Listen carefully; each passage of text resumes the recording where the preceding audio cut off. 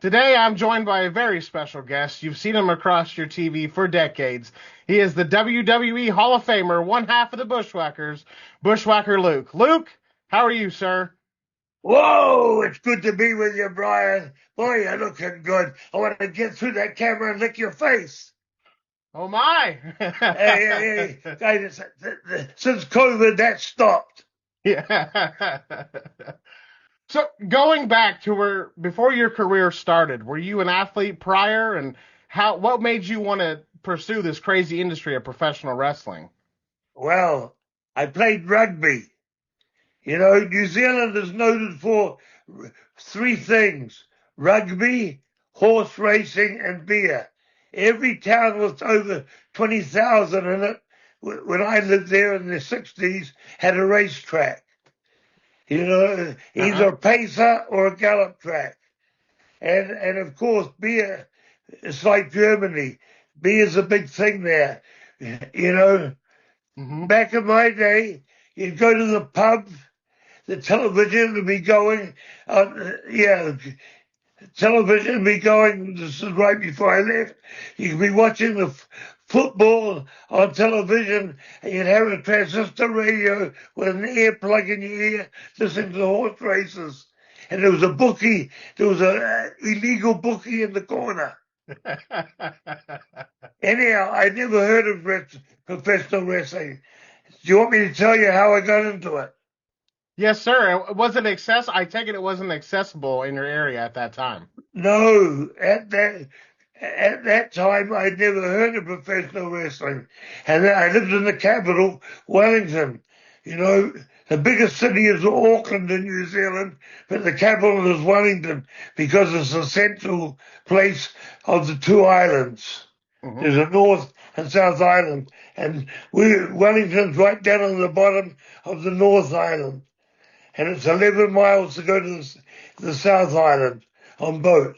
Anyhow, my next door neighbor was a bodybuilder and going to the gym all the time. And that in our suburb we live in, Lower Hutt. And he went in Mr. New Zealand contest. And I think he got placed second. This is going back 1961. Okay. We have no television. No television till 69. Anyhow, so sorry, mate. Anyhow, he goes in the contest, gets placed second. He gets placed second in it, and the judge was a former Mr. New Zealand, 1950, and now we're talking 1961. And he said to my neighbor, "Do you want to make some money with your body?" And my neighbor said, "How?" Well, yeah. And he said, "Come to this gym. We're there from Monday to Friday from 5 to 9. Now, this gym was in a town about 8 miles away. It was in Wellington, the capital. We were in a suburb of the capital called Wellington, called Lower Hutt. And so he starts going to this gym. Now, and he found out it was wrestling. Now, this gym he was going to was an old gym, but it was known in the British Commonwealth because any amateur wrestler or boxer from New Zealand going in the Commonwealth Games. And that actually we had been in that gym, even if it was from Australia or England or anywhere. You know, they trained in that gym. It was notorious. Coolman's gym. Anyhow, I'm not going there. I'm still in Lower Hutt. 6 months later, he says to me, "You want to come to the gym with me? You know, this wrestling gym." Now, I said, "Yes." Can I come into him?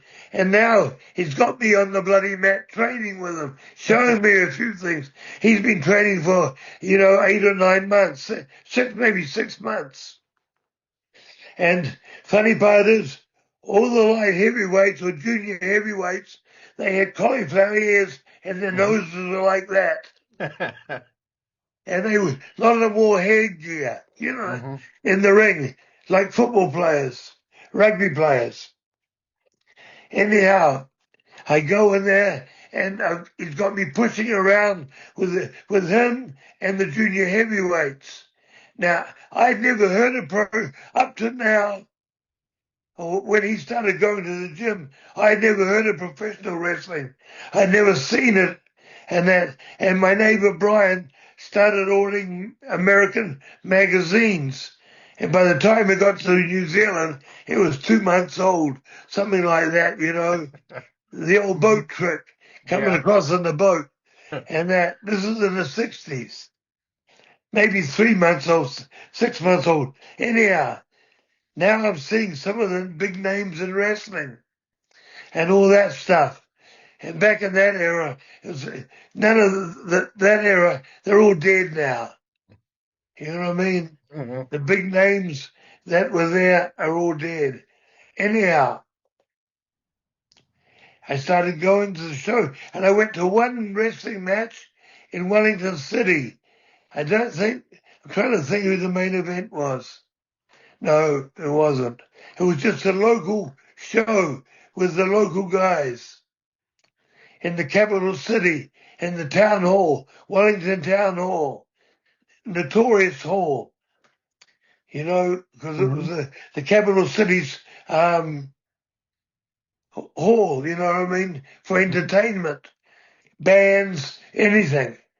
So it's one of those ones, and it had in the middle down here a stage, and then you could put a ring down here, and there's the seats down the bottom all around, and then to the stage, and then there was a tier right around there with seats upstairs, like a Hmm. theater, Yeah. going up like that. So I'm there and watched my first wrestling match, and I enjoyed it. Anyhow, 6 months later, he says to me, I know, about 3 months later, he says, I got a gig 100 miles away. You want to come with me? And I said, yeah. It was a wrestling show, of course, in a town called Palmerston North. Palmerston North.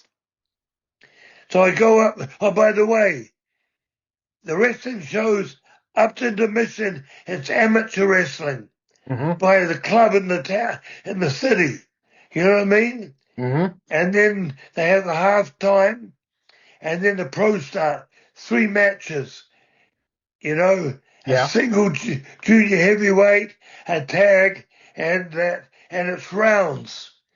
The main Okay. event is 8 minute rounds. You got that? Eight Yeah. minute rounds. And then the six 5 minute rounds was the tag, Hmm. I think, and that, or 8 5 minute rounds, and then 6 5 minute rounds, or 5 minute rounds for the junior heavyweight.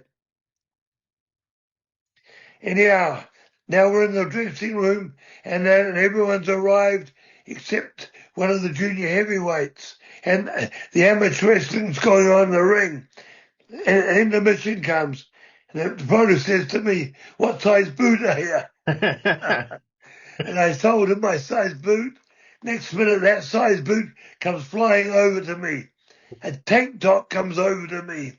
I got jeans on. I put the tank top on, put the boots on, the bell goes, and I go in the ring. Lucky that I go in the ring with the guy that I'd been pushing around with in Wellington. You Hmm. know what I mean? He was a Yeah. Samoan who I've been pushing around with in Wellington. And I can't remember the match, anything of the match. But when I come back, they told me it was okay. They didn't Uh-huh. put my head over. By the way, they gave me the name, I had long blonde hair. They gave me the name of Gorgeous Teddy Williams. I was Ted Williams. In New Zealand, I was known as Ted Williams. Yeah. As in wrestling and all that sort of stuff. So There was my first match. And that, anyhow, 1962. 1965, Bob stopped playing football, rugby, and started training in the gym, but not our gym. When I'm taking Bob, that's Butch, my partner. Uh-huh. At 65, he's training and he's in another gym for a company that just runs now and again, rare. Mm-hmm. The company I'm with, when an American comes in or a European or British guy comes in, we run 3 days a week for 2 months, and then the guy just stays for 2 months and he leaves. He gets 2 to 3 matches a week. So that's what I was getting. Every time a guy came in, I get 2 to 3 matches a week. And lucky, my job was right near the airport. I was an apprentice at the time, engineer, Okay. steelwork engineer, blueprints and doing steelwork, lathe and brazing and welding and all that stuff. Anyhow, I'd fly out to the shows in the South Island. The furthest place from Wellington was an hour away. Auckland was an hour away. Christchurch was an hour away. Christchurch was in the South Island. That was the biggest city in the South Island. And the city gets all the earthquakes. The ones that's on that fault line. Yeah. San Francisco fault line. Stranger, way over the bottom side of the world. Yeah. Fault line, cities in the same fault line. Anyhow, Butch ends up coming over to our company in late 65 and 66. We start wrestling as a tag team, for the promoter. Mm-hmm. And 1965 at the same time, a guy who went to England for the Empire Games and got a silver medal, in 1960, he turned pro over in England, and he came back and bought the promoter out, the promoter I was working for out, and he opened up 6 to 7 days a week in New Zealand. So here we are now, working 6 to 7 days a week. I'm out of my apprentice now Yeah. because it's 61 to 65. Mm-hmm. 4 years or whatever it was. I did it, my 5 years and 4 years, I did a lot of overtime. Anyhow, I'm on the road now. Oh, my parents hated this. They said, Yeah. you're a tradesman. You can go further in the field. And when I left, I was a foreman in the factory. I was Mm-hmm. a charge hand before I got out of my apprenticeship, and then I became the foreman. It's crazy, huh? And then all of a sudden, I'm told I can wrestle 6 to 7 days a week. Mm-hmm. Fuck that job. I'm on the road, and Yeah. Butch is on the road with me, and we're doing single matches. Mm-hmm. Now there's amateurs too. I think there's amateurs for a short time. Then it was all pros. But anyhow, when it was still amateurs, I would do a single match. Butch would do a single match. We'd come back. We'd do that before an emission or before something, and then we'd come back in a tag, and then there'd be a single main event. That's how it was. The promoter was Yeah. cutting costs. Oh yeah. He was staying in hotels around the country, and that was that. But no, that's how we started as a tag team. And and in the late 60s, we were working over in Australia for WCW, the Okay. same WCW that you had here in the 90s. Mm-hmm. Jim Barnett owned it. You heard of the promoter Jim Barnett? Yes.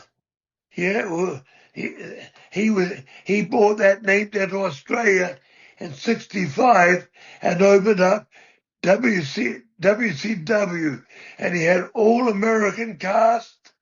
The television commentators were American, and the maitre d' that did the matches, he Hmm. was American.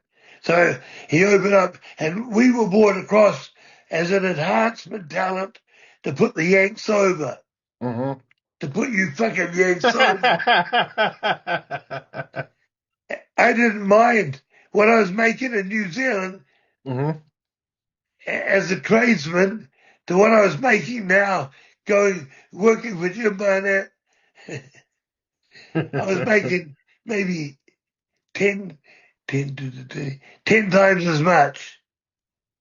I Oh would have made yeah, the same maybe decision. 8 times as much as a tradesman, working for Jim Barnett, putting you fucking Yanks over. Some of the boys, some of the Aussie boys didn't like it. You know what I mean? They've Yeah. been working there for years in Aussie, and now they're on the road going around. They only worked in clubs in Sydney and Melbourne, and now they're going around the whole country working all the big buildings against these Yanks and Jim Barnett. Anyhow, when Jim Barnett came in, he brought a great crew of Americans. Hmm. And Killer Kowalski was one of them. You heard of Killer Kowalski, right? Yeah. Yes, sir. A big name in Madison Square Gardens in the 50s and 60s. I Yeah. worked against him in the 70s. Anyhow, he did an angle in Australia. There was only 2 televisions in Australia, and there was one talk show. Jim Barnett bought out the roller derby, got prime time on Saturday morning. I think it was 11 o'clock or 10 o'clock. For the roller derby was in. He bought that out and had WCW on there. And he did this angle with this one guy talk show. Killer Quality went on, and and the guy the television was on both channels, and the guy was excited to have this big American wrestler on because the show was hot, Hmm. not super hot, but hot. It was a new American wrestling. You know Hmm. what I mean? They'd never seen Yeah. it before. They'd seen British wrestling, which was on the mat, a lot of mat work. Hmm. Now they got fucking stand up guys, you know what I mean? Big Yeah. guys, 6'5". Everyone was big. Yeah. Killickowski getting interviewed. And then the interviewer came on about the claw. Hmm. And Killer talked about it and how many victories he had in Madison Square Garden. You know, that's the mecca of entertainment in the world, Yep. Madison Square Garden. And blah, blah, blah. And, the guy said, I think it's fake, blah, blah, blah. Hmm. And Killer Qualty's claw was on the stomach. It was here on the stomach. Yeah. Killer Qualty put the claw on him, and Jim Barnett said it must have paid him off big. He fucking struggled. I didn't see it, and then went down off the chair. They got an ambulance. The ambulance came in, the medics came in with the stretcher. This was all taped, and then put him in the back of the ambulance, wired him up, and fucking took off. And a television vehicle took off past him to the hospital. Now, when that guy was back 2 days, he came back 2 days. He never talked about that, but every time he bent over, he'd grab his stomach, and show Hmm. that he was still in pain from it for about a week. 4 days, 4 or 5 days, he put that over, the stomach over. Hmm. Hence, the fucking now Kilikovsky was over with the claw. And that's when people poured into the arenas and it bang. Jim Barnett was there from 65 to 72, I think 73. He had to get out because of tax reasons. You know, Hmm. his bracket got so high and he never had any Aussie partners.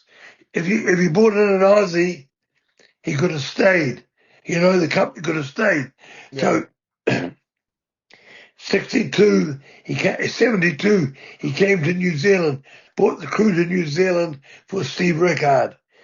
But I was gone. When he did that, I'd left and I was over here.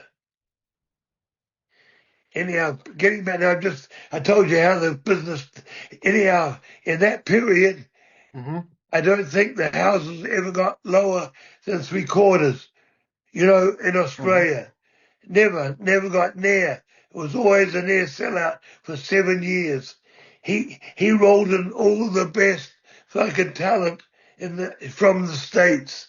Talking about, you know, the names. Yep. Bruno, names, big names.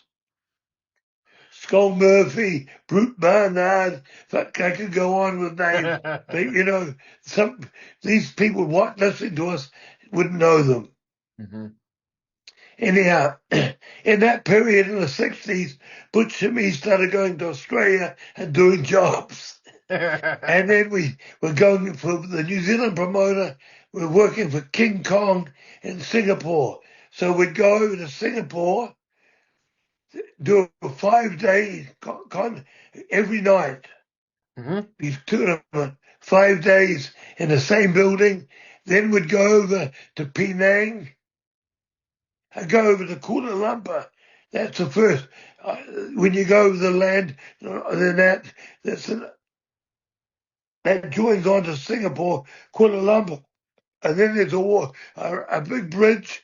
It goes on to Malaysia, but it wasn't Malaysia then. It was Malaya Hmm. and Asia, two different things. And in the 70s, we were going over there when it was like that, and we work up in Penang and further up there, going towards Bangkok, Hmm. and we did Japan, which to me in the 60s. In the 70s, we're still going up that way, and that's when the war was on between Asia and Malaya. Hmm. And next door, the Vietnam was going right next door to it. The Vietnam War was going on.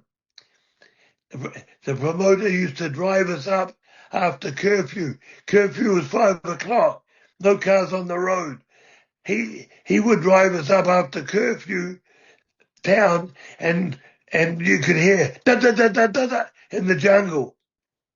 And saying, That's elephants are crazy. working. Elephants are working the sugar cane, rolling it up into bundles, you know, and the oil trees, you know, they drain the oil in Hmm. pots. Yeah. The bullocks are working the field, digging up the field.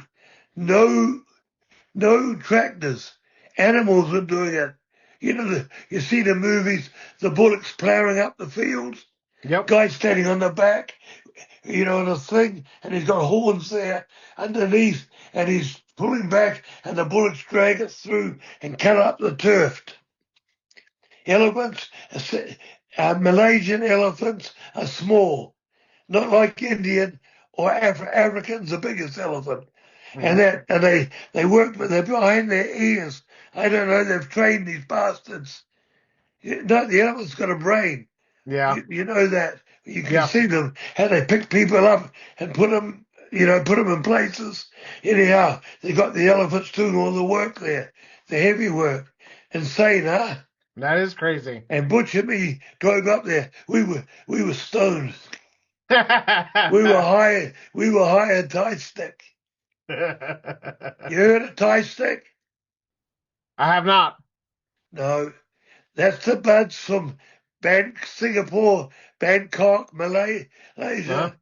You squeeze them and the juice runs out of them. Red buds.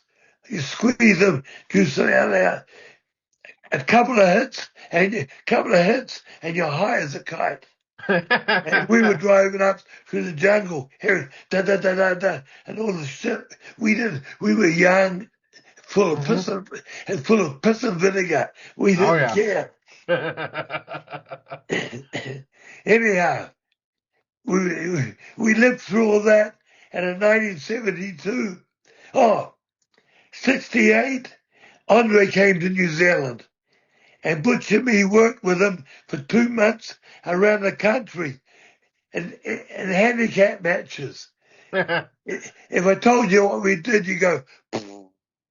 But at that time, because you've seen everything now except Yep. shooting in the ring, except bang bang in the ring. They've done everything. Anyhow, the spots we used to do with Andre, the fucking people used to stand up and be standing. And in New Zealand, they used to still wear suits to the wrestling. You know what I mean? Yeah. Some of the older people wore ties. You know what I mean? Hmm. It was that kind of audience. I can't show you because I got the photos on my phone here. But it was that kind of audience. Anyhow, so 72 we come over to North America. 71 Andre came over to North America for the first time. You know, Hmm. him being French, he worked UK a lot. You know, European wrestlers worked UK, and he worked Europe.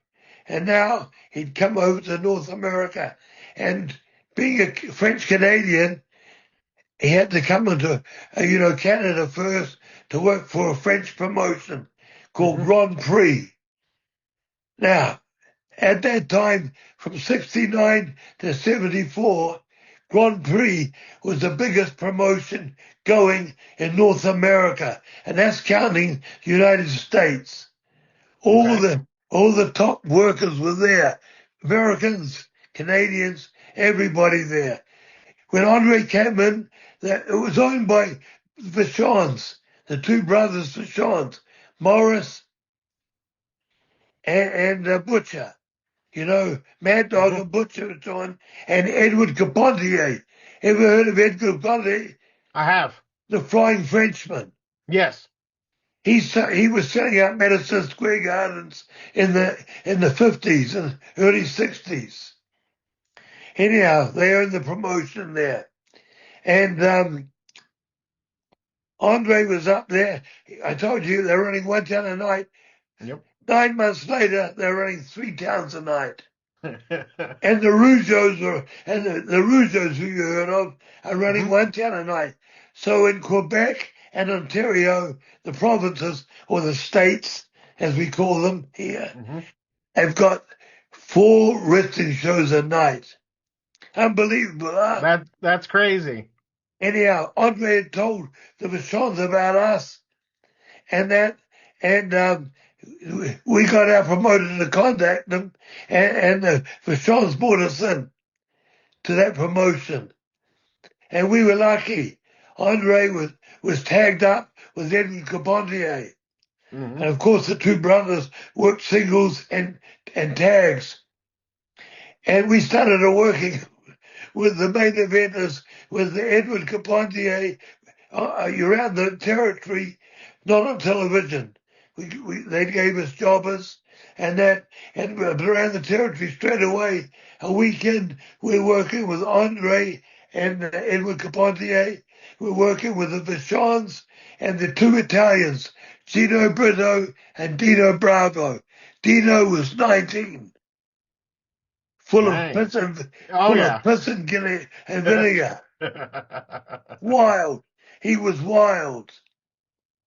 It was such a crazy time back then. So many of you guys went on to become so huge stars in wrestling, and I can't imagine like just being around professional wrestling at that time and the brotherhood all of you guys had. Yeah. Now, most of the guys there are dead. You know, Hmm. even another guy, Dominic DeLucci, he was Hmm. up there. You know what I mean? You heard of him, of course. Yes, sir. He's from the same town as Bruno. and he Mm-hmm. worked in WWE and worked around the country, worked Australia for Jim Barnett. Yeah, so it was live there. Bruno was coming in there for shows. The talent was unbelievable. Tarzan Tyler, you ever heard of him? I have, yes. Yeah, a lot of them. Gil Basson, Johnny War Eagle, Billy Two Rivers. They're all passed away. You know what I mean? Mm-hmm. But it was big, big. Big there. Anyhow, that's when we arrived and started working there.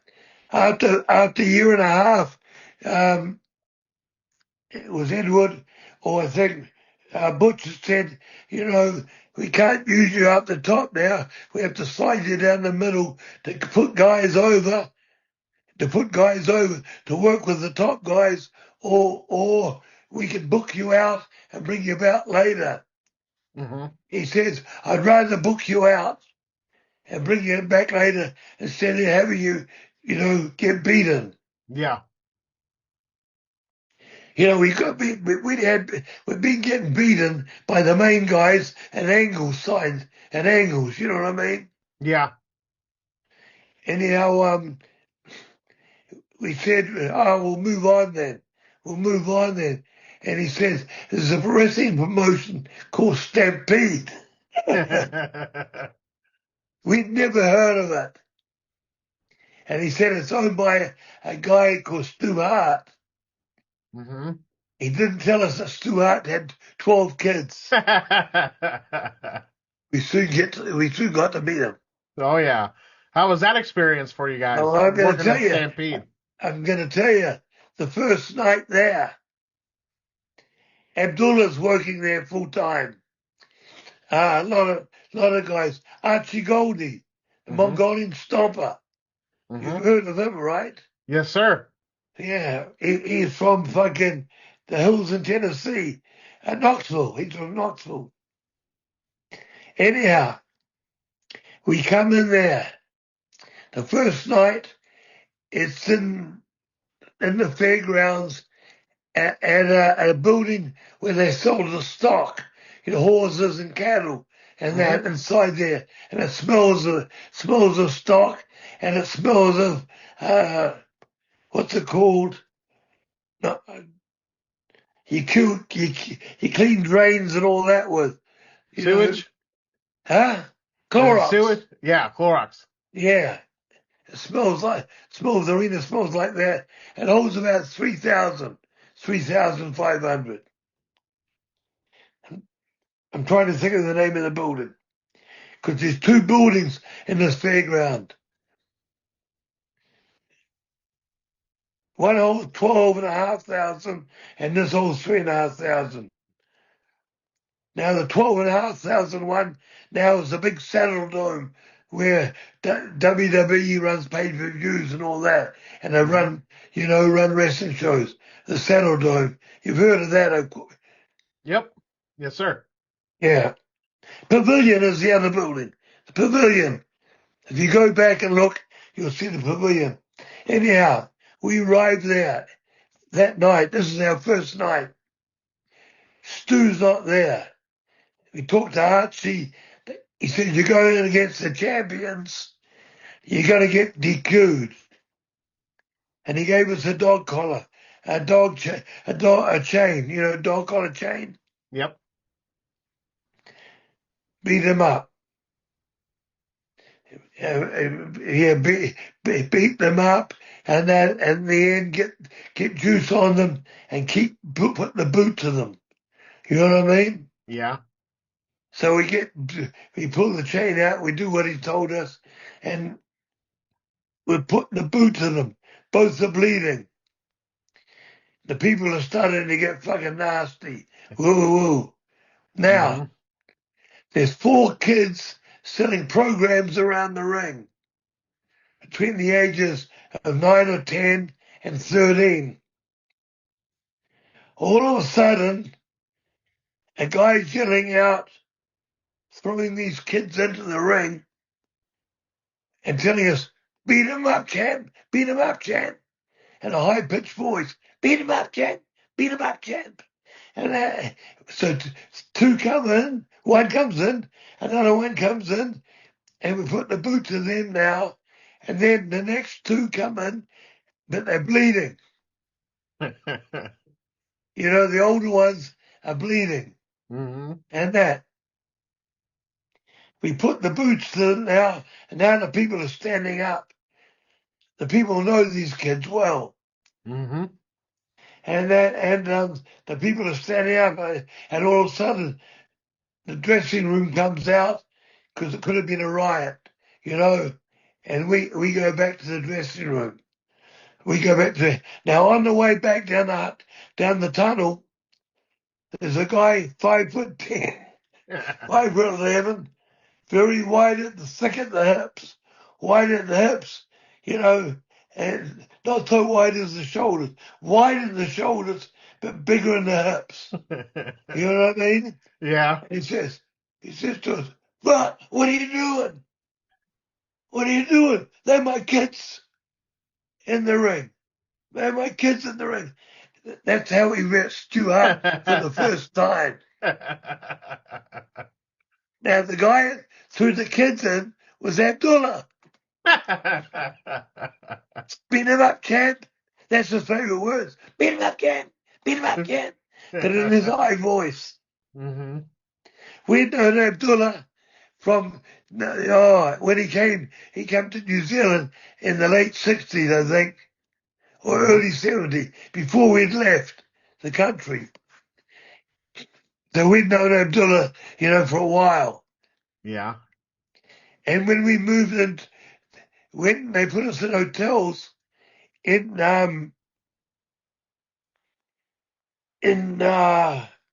Montreal, it was down the East End, which was all French.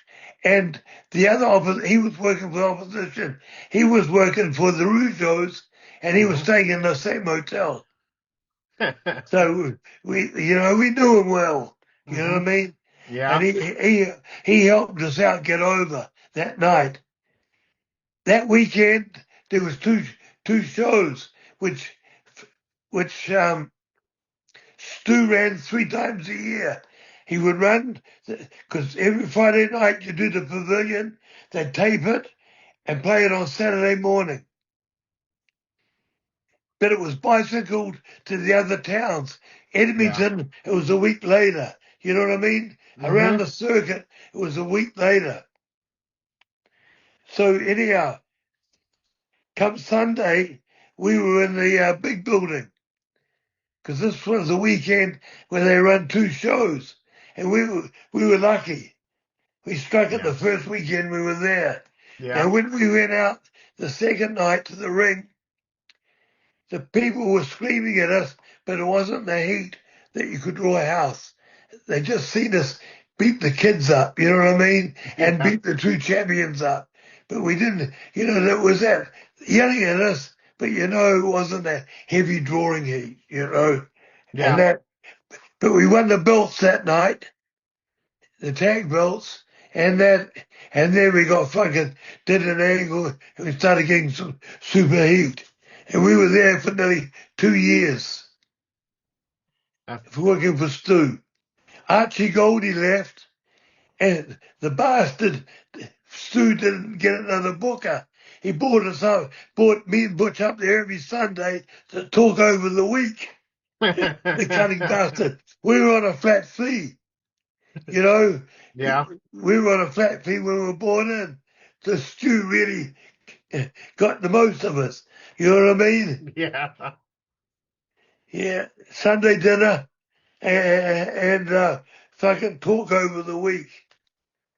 Those Hart kids were the biggest ribbers in the business. I'd never seen bigger ribs. Davy Boy and Dynamite Kid. That's their first territory. Well, Davy Boy was there for nearly a year before Dynamite came in. But Dynamite was a heavy ribber, and then Davy Boy come in. Boy, together, they were heavy ribbers. But the kids were too. the two, the dead, one's dead now. He died of kidney failure or something or other. He was bringing cars in. I shouldn't say this. No, I won't. He was bringing cars in, American cars in from Hawaii to Canada because they're getting less tax from bringing them over the border the other way. Shipping them from Hawaii to Canada to Vancouver was much cheaper than driving them through the border. Now that sounds strange. That does. It does, but he was carrying something in the cars. Now, that's it. That's it. Yeah, he's dead. And of course, Owen's dead. And Smith's dead. Smith's the oldest. Cancer. He had the cancer, same as Brett. They had it at the same time. And Smith didn't look after himself. He just went on with it. Brett got treatment. Yep. Yeah. Smith got treatment. Smith went and got treatment when it was too gone. You know what I mean? Yeah. It was too gone. And then he went. He was a crazy fucker. There was tournaments in Germany by his name starts with O, the promoter from Austria, and they do a month in a big tent. The tent would hold up to 2,000, and they do a month there and have caravans around it where the boys stayed in.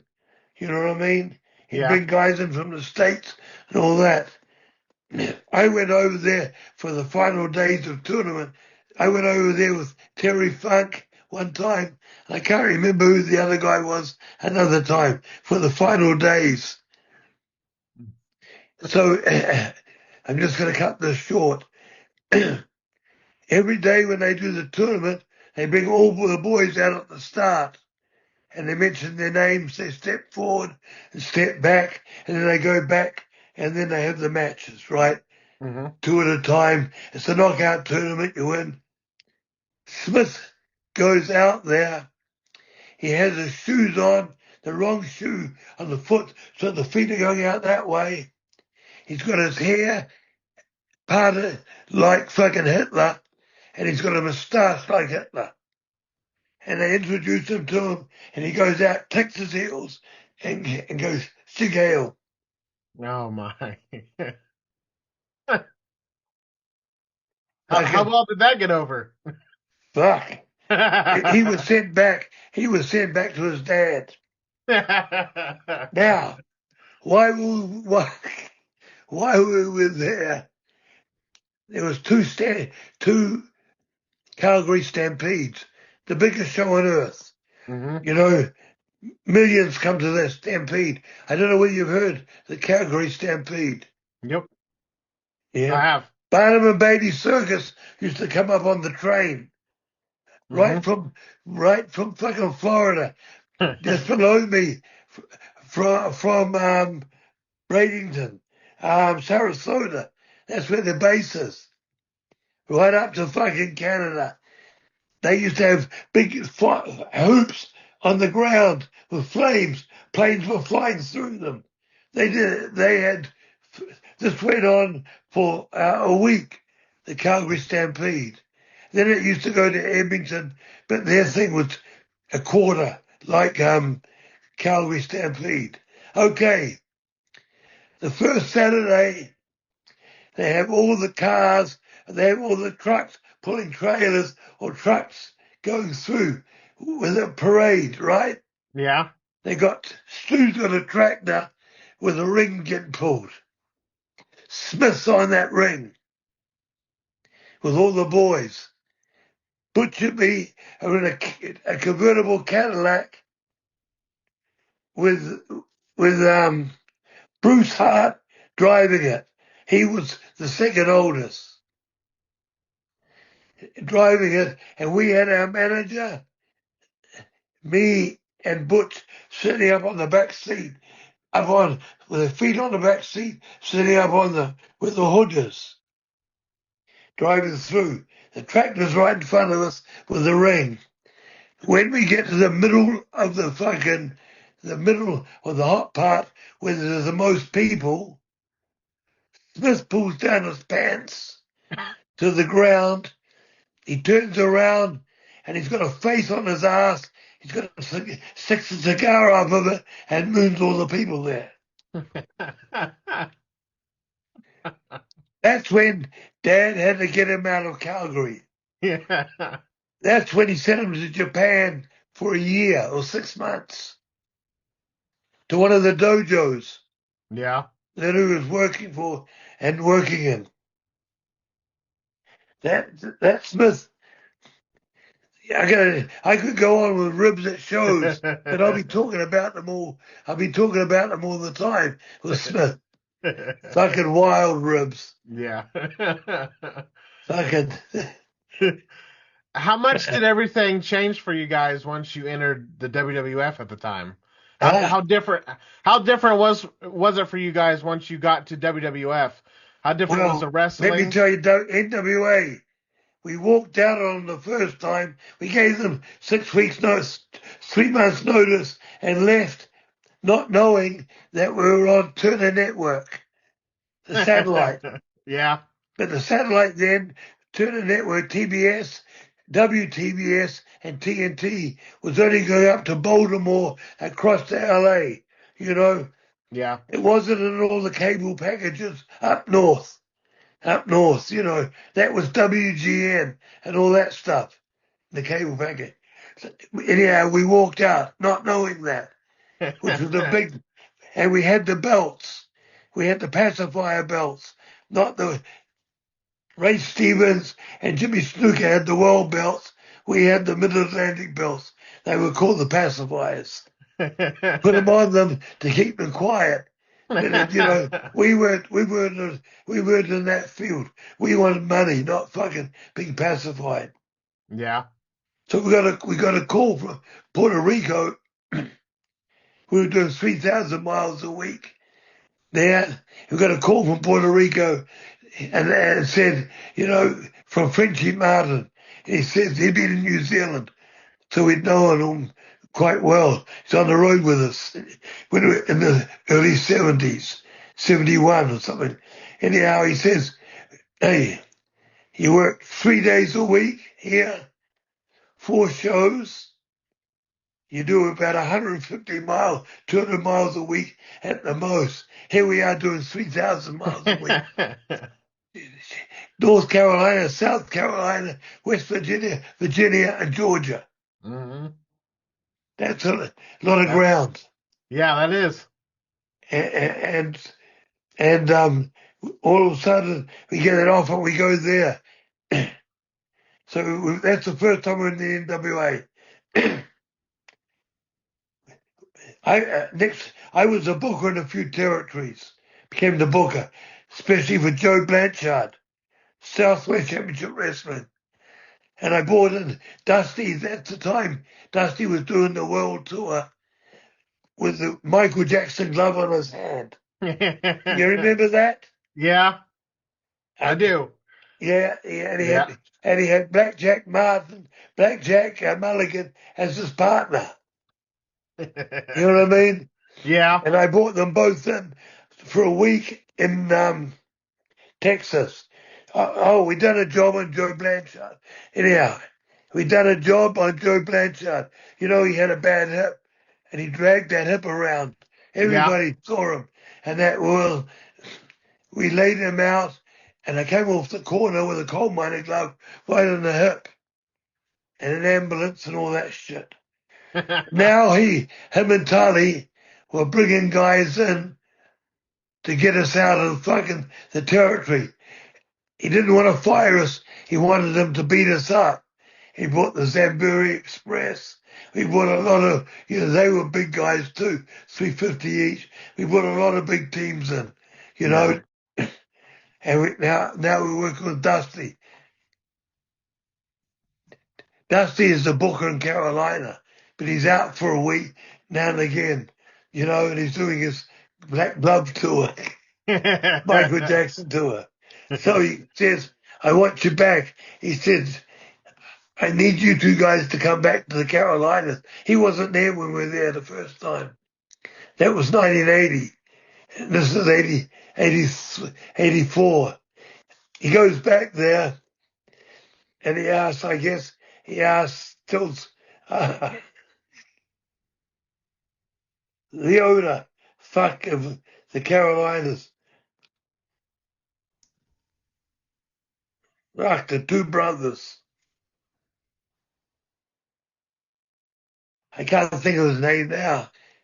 Anyhow, in Carolinas, when we walked out before, you didn't walk out. Well, we gave him 3 months notice. You didn't do that. Jim Crockett, you fucking gave him he gave you your notice and tell you, I'll bring you back in a year. I'll bring you back in 2.5 years. And that. We didn't know that was the system there. You Yeah. don't walk out that territory because you're in the hotbed. And we walked out. Dusty wants to bring us back. And Crockett says no. Anyhow, we end up working for Bill Watts. We have the fucking belts. And that's when Bill Watts gets caught by his wife fucking Black, the girl. Black Black Energy, Black something or other, and he has to sell up. His wife's making him sell the territory for the split. You know what I mean? Yeah. And you know who he's selling it to? The Crockett's. So we're back in there as Bill Watts' world champions. We're there for about 6 months. We get the call. I'll tell you how the call. We're in Columbus. We're in the gym in Columbus.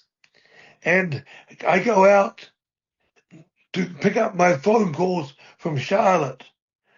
And that Butch is doing his drum. I never worked out on my drum. My core, my belly. Yeah. Butch always did 20 minutes on his drum. I go out and pick my phone, and there's a voice on the phone saying, this is Pat here. Call me back on this line, please. So I call him back on that line, not knowing who he is. He answers the phone, and he says, I got a guy who wants to talk to you. Next minute I hear, hey, Kiwi, this is Vince McMahon. We'd like to talk to you guys. When can you come up? And that was it. My head's rolling. Yeah. I've Oh, been yeah. sending tapes. I've been sending tapes to there since '83 to the office. Yeah. So they got tapes, but they didn't care about those. The British Bulldogs were fired. They wanted a British team or another team from another country to come in. They were fired about 2 weeks ago. And he called up us straight away. He said, you want to come in? So I said, yeah, we're free on Wednesday, which we weren't. I told the Crockett's that our visa, he knew we're on visas, is coming to an end, and we either have to go to Canada or to go down to Bahamas to get it renewed. You know, there was Yeah. no place to renew it in the States. But they were both British colonies. So we pretended we were going there. Flew up to Newark, no, to Kennedy. Car was waiting there, all first class. Car was waiting there. Took us to the office. Sat outside the office for about 10 minutes. Guy came out, and Vince came out, and we were called in. Now we're sitting on the other side of the desk, and Vince says, I'd like to bring you in, but I'd like to bring you in as baby faces. And Butch says, how can you make these mugs baby faces? Look at us, you know, Mhm. look at us. And he says, look at the mugs on my top babies. They're not beauties. Hacksoggin and Duggan, cross-eyed and, you know, Yeah. Macho Man, Randy Mhm. Savage, look at his mush. Hulk Hogan, look at Mhm. his mush. He said, are they pretty? And Butch says, go for it. And then, of course, me being a booker for 14 years, piped up and says, bring us in as fucking heels and turn us baby faces. You don't tell Caesar what to do. No. No, you don't tell Caesar what to do. So we went home. We're on the road. Next minute, Butch rings me up. He says, fuck, this contract's left on my doorstep, but it's for a team called the Bushwhackers. It's not for us. And I said to him, mate, he wants to own the merchandise. He wants to own us, so he owns most of the merchandise. We'll only get a small percent. If he uses our name, you know, we own that name, Yep. you know, we'll get 5% then. And and I said that's for us. So we started on the road. You know, we didn't start on the road. They brought us up. He told us when we were there, we're going to bring up and do vignettes for a month.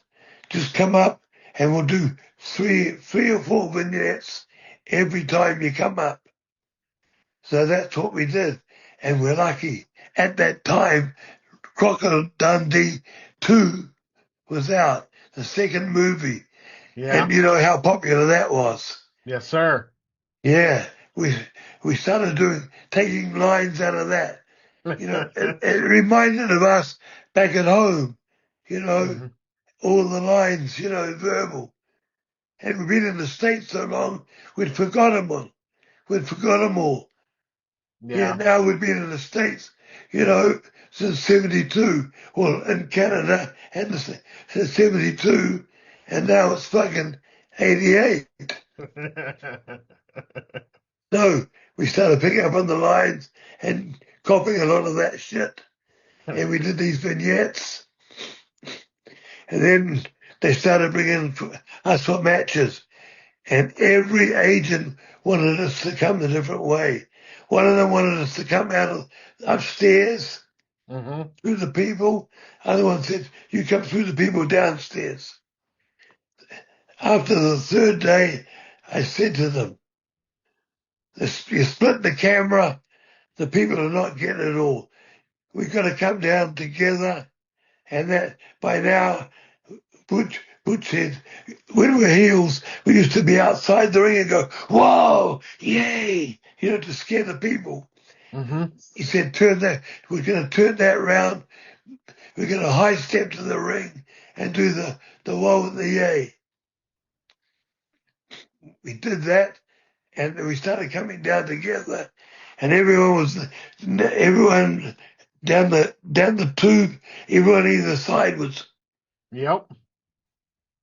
yeah. And Did you? then he started doing this. What a fucking bad one. I always put my hand on the head and lick the back of my hand when I could. But he went Yeah. full for it. He and the worst part is 2 years in the run, or 3 years, there seemed two Maoris, you know, two native New Zealand people doing a greeting to each other. And a greeting to each other when you come up and you rub noses. Mhm. Now, they asked us to do that. You know, when we come out, rub noses and do the woe and the yay. Now, the fans thought us were doing headbutts. They would come up to us and give us a headbutt. And fuck, we cut that out straight away. I said, Vince, we can't do that. The fans think we're giving each other a headbutt. What a fuck up that was. Because these people would be coming close and just, you know what I mean? Yeah. No, thank you. No, thank you. I always moved down. I didn't want to get a black eye. You know, Yeah. that bunt right there. Hmm. Split your eye and, yeah, so that was it. Now we're in the WWF. Now the difference between NWA and WWF, NWA you're a wrestler. Yeah. You're known as a wrestler. WWE, you're known as a celebrity. Hmm. Let's put you on, all conventions, toy conventions, this convention, that convention, all the way from wrestling. So you Yep. get to meet all those different walks of life to draw them in to the wrestling, the wrestling. You know what I mean? And Yep. that's how he did his marketing.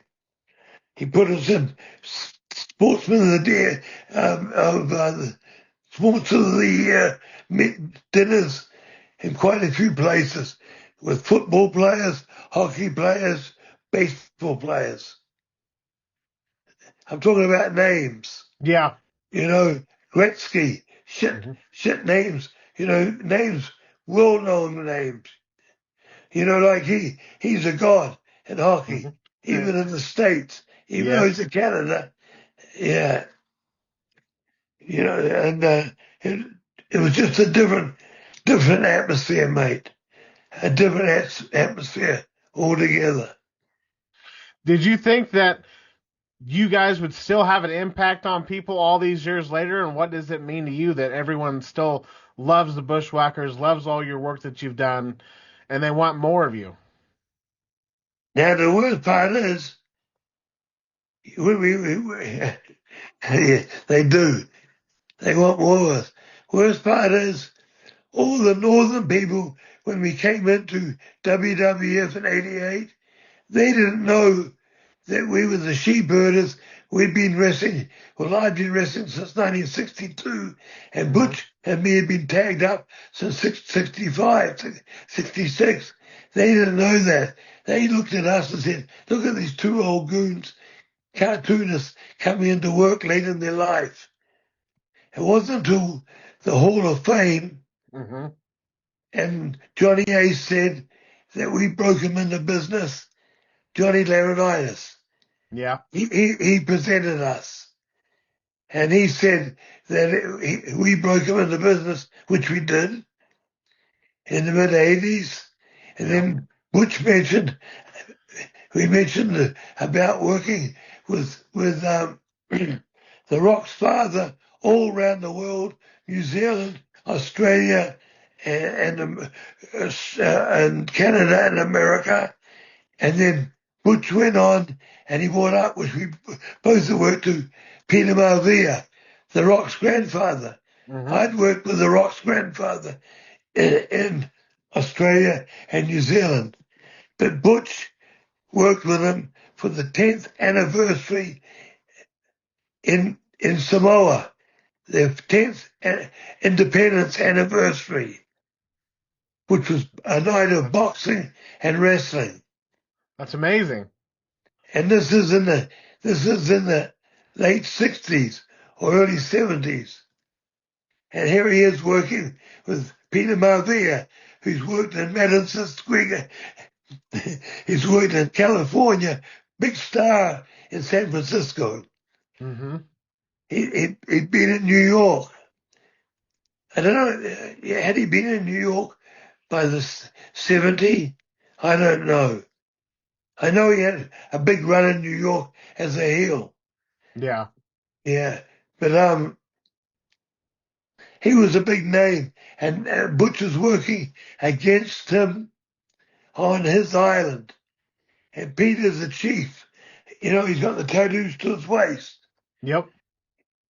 That's done. That they were all done with a shell and plant juice. Tapping Yeah. with a stick. Tattoo is the word tapping. They use first they used shells and they sharpened them, dipped them in the stuff, and tapped like that as they went to mark the body. And all that stuff on Peter down to his knees was done tapping. Maybe 2 weeks of doing it. You do the tapping, then you sit in the sea, up to your waist for a couple of hours. A day of tapping, and then you sit in the sea again. I didn't know that. Yeah, that's how for healing. That's crazy. That's Yeah, now they're now all the Samoans are done with a gun. yeah. But that's how it was back then, mate. Tapping. How did it feel when WWE reached back out and wanted to induct you guys into the Hall of Fame? Ah, when they called me, I said, about fucking time. And the guy laughed. Now he's not there now in the office. Mhm. He's not there. But the guy used to look after the Hall of Famers and the legends. Mhm. Yeah. Can't even John, I can't even think of his name. But he was well known there. He was the one that gave them the boot too. Vince would tell him, get rid of him. And that's so he had that kind of name, you know what I mean? But, Yeah. but when he called me, it was the other side of him, the good side. And I know we treasured that as one big move in our life. In getting into the WWE Hall of Fame was climbing the mountain, Everest. Mhm. Did they And go ahead? where You can go ahead. no, I was just going to say, and the first guy to climb Mount Everest, the highest mountain in the world, was a Kiwi.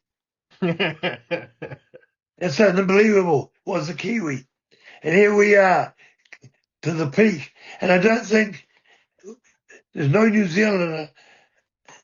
Abe Jacobs, no, he's not in the Hall of Fame. Pat O'Connor, is he in the Hall of Fame? I'm not sure if he's in the WWE Hall of Fame. No, he might be in the NWA Hall of Fame. Yeah, that Yeah, I do believe. Yes. yeah, and Abe Jacobs, he was a big star in the Carolinas Hmm. and all around the South. Yeah. We went to Abe's farm in the Carolinas and ate dinner with him and his wife quite a few times. Kiwi. He had roast lamb. New Zealand lamb.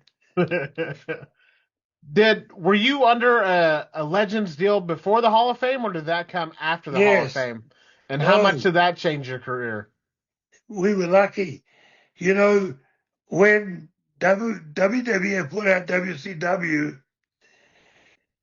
Vince kept John Laurinaitis Hmm.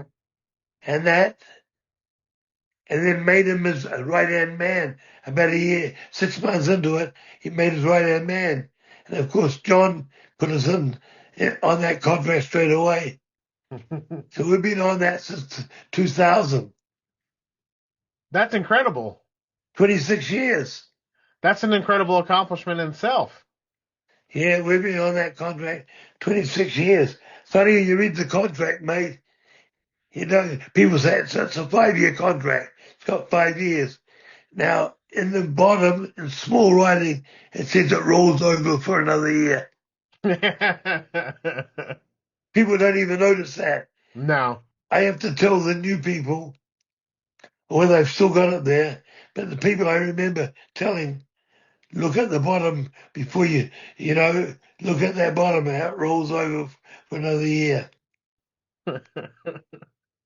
And how does it feel that all these new generations of fans and talent come up to you to these conventions and they just love, like, they're just discovering your career, they're just discovering what the Bushwhackers did? Now, What is mate, I got a shock. The last 2 years, kids are marching up to the table like that. And that young generation now is watching the classic era. Yep. They're watching because there's all characters. There's a dog on it. There's a snake on it. There's these two marching morons on it. That's Jesse. That was Jesse Ventura's name for us. Here comes those two marching morons. That is, Ted DiBiase, $1 Million Man, Rick Rude, dancing over the girls. Everyone had a character. You know what I mean? Hmm. Even if they didn't have something to carry with them, their personality was a character. See, and a lot of them, that's how they are. The character is their personality, Hmm. their Yep. normal Yep. personality. Now today, you see these good wrestlers in the school X, what's it called? The NXT. NXT and that, and then they get lost in the shuffle. They Yeah. put a character on a guy who's laid back, and they put a wild character on him, Yeah. and it doesn't fit, and he's gone. You know what I mean? Oh They yeah. don't find out the person character before they put a character on them. And they've lost a lot of good players Yeah. through I that. agree. I agree. Yes. Do you have any new merchandise or anything new coming out that you know Well, of? no, I'm hoping. People have been asking for a long time a sheep herder figure. Hmm. Now, my sheep herder is mentioned once in the contract, my contract. Only mentioned once, but I think they put it there on purpose so I couldn't do anything. Because I've got so many companies asking me to let them do a sheep herder figure. Because I got all those people from the 70s Yeah. and the 80s sheep herders. That's the one figure you'd like to see come out? Yes. Yeah. We did Doink once and he made a figure for that. I remember I've that. got a Doink doll. It's been out Mhm. 3 years. And but we did it once. So I they're gonna still have. sign. I still sign a lot of them. Oh, I bet. I've seen you at conventions, and your line is just as long as anybody's. The fans love Now, it. They now, love. now with the bushwhacker, the sheep herder down south, we would do good business with that. Yeah, At an 80s con, down south. There's absolutely. my friend Vieira does an 80s con. I think Hmm. it's in October, November, September, October. Tommy Vieira. Yes. He does the 80s con. I worked for Tommy when he was 19. His mother put the money up and he ran on fucking south on the beach way down in Pennsylvania on the shores. Where's Trump's? Is Trump City, Trump's At place? Is that on in Pennsylvania, Atlantic City? Where's Atlantic that? City. That's in New Jersey, I New think. Jersey. New Yeah. Jersey. Well, this kid ran down the bottom of New Jersey, notorious beach, and the arena for the town. Back door, you're right on the boardwalk. I'm trying to think of the town.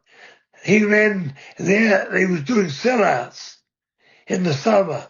In the summer holidays, he was 19. That's how long. That's how long I've known Tommy for. How is he now? In the 40s? Yeah. Yeah. Yeah, He's about then. Yeah. yeah. It's got to be mid 40s. Do you have any upcoming appearances? Yes. This coming Saturday, I'm on a blockbuster appearance in St. Augustine in Florida. If you pull up the flyer and see all those heads on it, it looks like 100 heads. That's a lot of people. Yeah. It's These. worse. It looks worse than WrestleCon. WrestleCon this year. Did you see that WrestleCon this Yeah. year? Yeah. Another person calling in. It's fucked up. Anyhow, yes, I got appearance there. When I looked at the names, boy, I'm with I'm with Jake the Snake, Ted DiBiase, and Hacksaw. We were all working for the same guy there. But the thing is loaded with names. Loaded with names. That's good. That's a good thing to. That's a Yeah, good problem to have. mate, it was sad at WrestleCon. Yeah. They hit the big names. Guys, ringing again. Can you hear me? Yeah, I can hear you. I'll just let it ring and let it go dead. Okay. Yes, at WrestleCon, the people go to the big names that are still working, like the Hardys Yeah. and the guy with the worms. What's his name? Boogeyman. Boogeyman. He's a good guy, good friend. He's one of those guys. He's old. He Hmm. started when he was 40. Honest. Yeah. But what he says is from the heart. You know, you can believe a shake of the hand. Not like all these shifty people today. There's a lot of people out there like that. Yeah. Say one thing and deny it. Oh yeah. Yeah, it's sad. But no, that's it. Yeah. Well, the week later, I hang on a minute. I got my ah.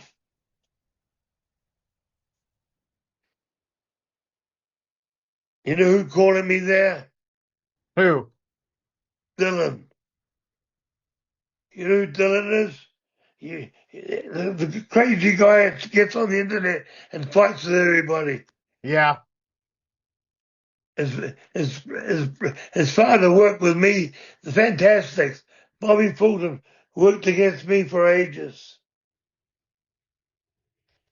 Dad is a good guy. Oh, the following week I'm working for IWC in Pittsburgh. IWC. I don't know what the name of that is. International Wrestling Company. There we go. Yeah. Then July, I'm working at the Ocean. Ah, I know it's cancelled, the Ocean Centre. I'm in Australia in the middle of July. Where can people reach out to you at to book you? Book me is whacker47 at gmail.com. WHACKER 47 at gmail.com or Bushwhacker brand. Don't forget, Whacker has got an H in it. WHACKER brand, BRAND at gmail.com. Yeah, I've got I got figurines, I got T-shirts, photos, books, bio we did 4 years ago, Hmm. and Blood, Sweat, and Cheers. You And got it I'm all. if you want to meet me and you're down in Clearwater, Florida, come into Panfilo's Beach Bar and Grill on South Clearwater Beach. Panfilo's Beach Bar and Grill.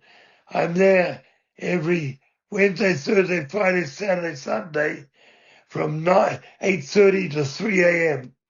We sold food to 2:30 a.m. We've got pool tables, dartboards, golf machine, and Okay. a foosball table. So you can come in, have a drink, have a snack, and play a game. I'll have We to make a got trip down. good vibes there, good music, because I control the music. There we go. And I love soul, black, rap.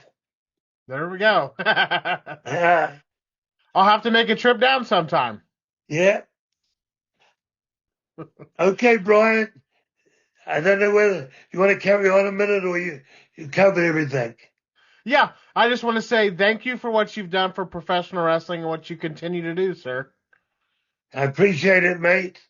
A lot of my friends that who I started with, even in the States there, all the friends I started with in New Zealand are dead. But all Mhm. the people because I started young. Yes. But even the guys I worked with in Aussie, for Jim Barnett, WCW, they're all dead. It's Hmm. sad. I hate to hear that, sir. The 80 guys, the 80 guys are dead. You know what I Yeah. mean? There's only a Yeah. few left from the 80s. Yeah. I'm sorry to Yeah, hear that. That's a lot to deal with. yeah, yeah. If The there's worst ever one was the worst one was Terry when he went last July. Terry's the one that got me to. Terry is Hulk Hogan. He's the Mhm. one that got me to move to Clearwater in the first place. I Mhm. was living in Charlotte because I was working for NWA, and I moved to Clearwater Beach, and my first move was I rented a place for him, a place on the water, about 2 or 300 yards from his place on the water.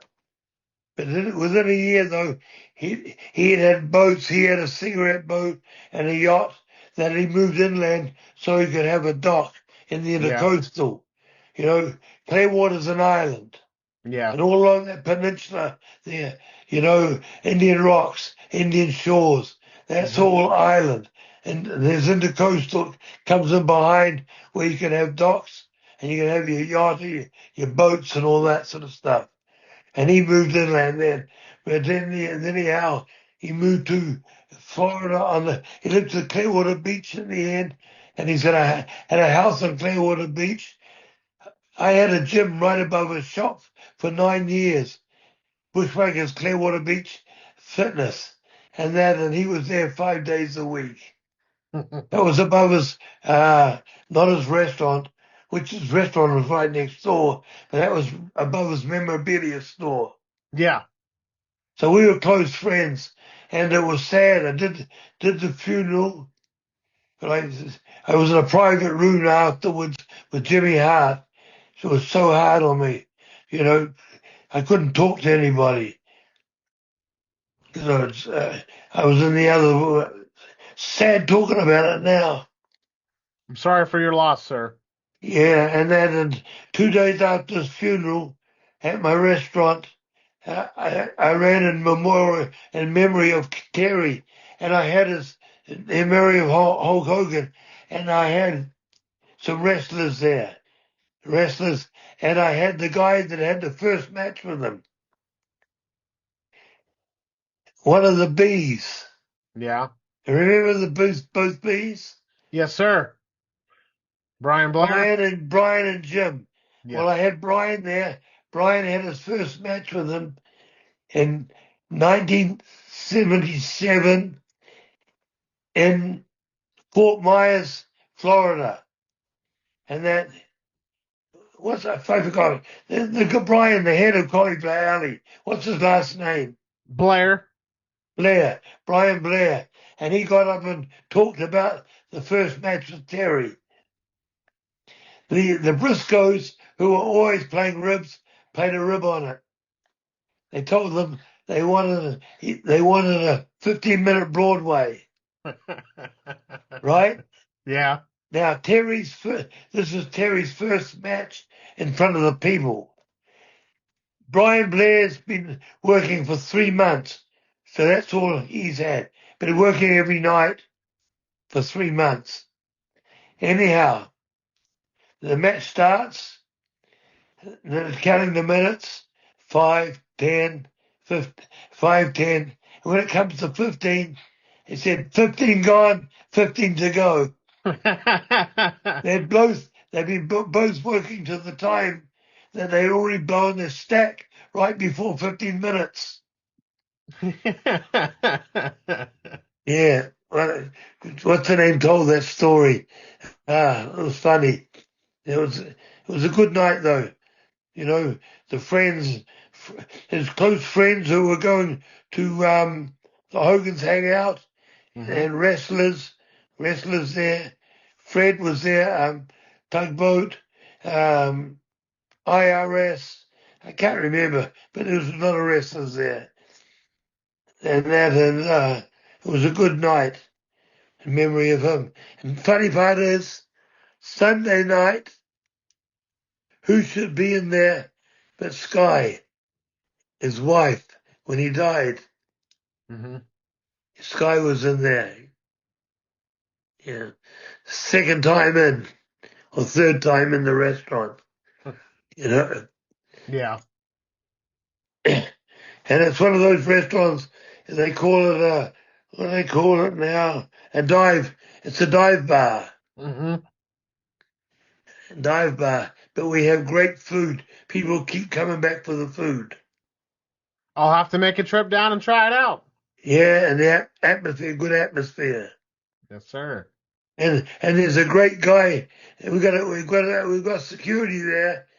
But when people go out, they've got a great guy to tell them to fuck off. It's not suck it. It's the other two words.